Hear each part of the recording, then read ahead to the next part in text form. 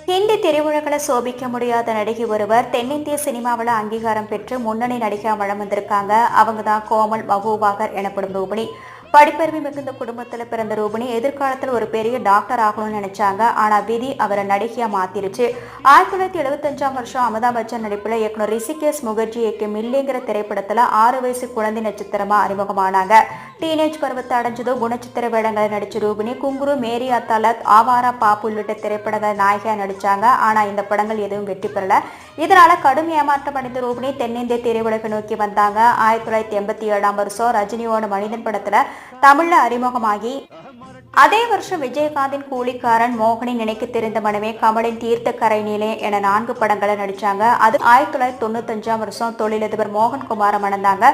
திருமணத்திற்கு அப்புறம் நடிக்கிறதுக்கு முழுக்கு போட்ட நடிகை ரூபினி மும்பையில யுனிவர்சல் ஹார்ட் ஹாஸ்பிட்டல்ங்கிற பேர்ல மருத்துவமனையை தொடங்கி அங்கேயே செட்டில் ஆயிட்டாங்க.